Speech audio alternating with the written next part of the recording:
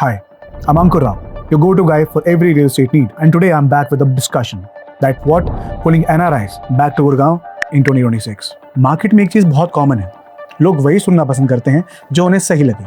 इसी वजह से मार्केट में बातें भी वैसी चलती हैं, सिंपल, रिलेटेबल और थोड़ी सी फील गुड। अब रिसेंटली H1B एप्लीकेशन पर हाई चार्जेस वाली न्यूज़ की वजह से एक नैरेटिव चल पड़ा कि NRIs इंडिया वापस आएंगे और आते ही 6 से 10 करोड़ का अपार्टमेंट खरीद लेंगे, क्योंकि उन्हें सेम इंटरनेशनल लाइफस्टाइल भी तो चाहिए। सुनने में सॉलिड लगता है नहीं, बट पिक्चर इतनी सिंपल नहीं।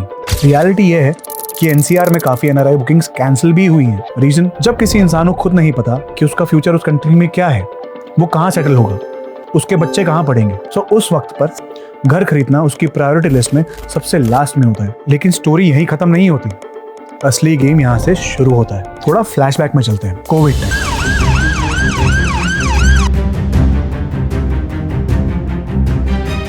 Single-day spike of 92,071 cases has pushed India's coronavirus tally past the 40 lakh.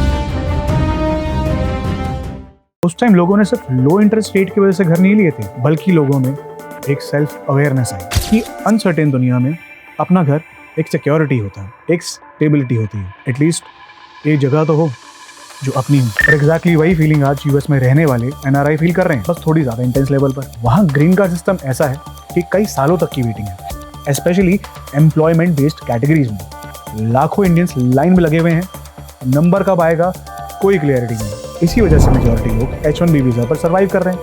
And it's like a temporary oxygen mask. 3 से 6 साल तक सर्वाइव कर सकते हो, वो भी तब जब सब स्मूथ चले। अब यहाँ ट्विस्ट आता है, पॉलिसीज और स्ट्रिक्ट होती जा रही हैं, और पहले भी H1B रिजेक्शन 7 to 8% से 24% तक जंप हो चुका है। जिस कंट्री में आप रह रहे हो वहीं आपका फ्यूचर अनसर्टेन है, तो क्या आप वहाँ पर फ्यूचर प्लानिंग करोगे? एग्जैक्टली इसी वजह से लास्ट फ्यू ईयर्स में इंडिया में NRI इन्वेस्टमेंट बढ़ी है, सिर्फ प्रॉफिट के लिए नहीं बल्कि बैकअप प्लान के लिए।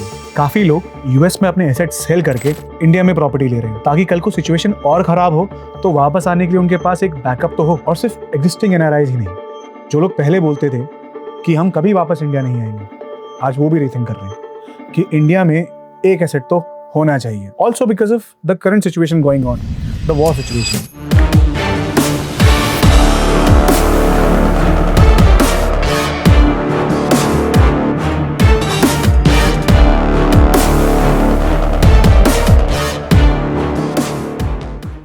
दुबई, जिसे वर्ल्ड सेफेस्ट सिटी का टैग मिला हुआ था, आज उस टैग पर भी सवाल उठ रहे हैं। ग्राहक कई बार सोचता है कि शुड आई इन्वेस्ट, आने वाले टाइम में हो सकता है ये चीज़ें सॉर्ट आउट हो जाएं, बट फिलहाल लोग घबराए हुए हैं कि वेयर टू इन्वेस्ट। सारे लोग इसी वजह से इंडिया में आ रहे हैं, बिकॉज आज के टाइम में इंडिया में लोग सेफ फील कर रहे हैं। एंड अगर मैं real estate point of view से भी बात करूँ तो दुबई के बाद गुड़गांव का इनाम आता है।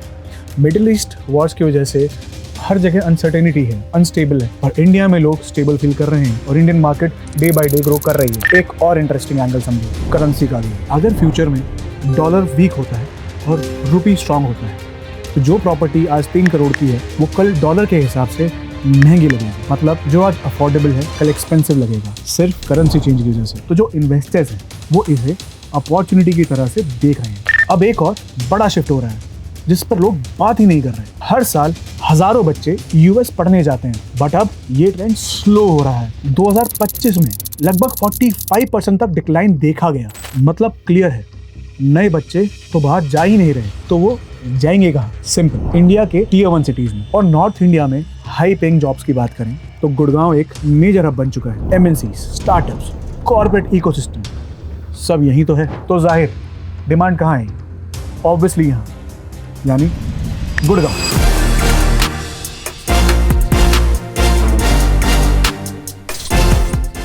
अब एक सिंपल लॉजिक समझिए, जो पेरेंट अपने बच्चे की पढ़ाई पर 4 से 5 करोड़ रुपए खर्च करने को रेडी, अब वो यहाँ 4 से 5 करोड़ की प्रॉपर्टी ले सकता है, बिकॉज उसे पता है बच्चे को सेटल यहीं होना है। तो ओवरऑल पिक्चर क्या बनी? जो NRIs बाहर थे वो तो इंडिया में इन्वेस्ट करने का प्लान कर ही रहे हैं। इनफैक्ट जो NRIs बनने वाले थे अब वो भी इंडिया में प्लानिंग कर रहे हैं टू बाय द प्रॉपर्टी।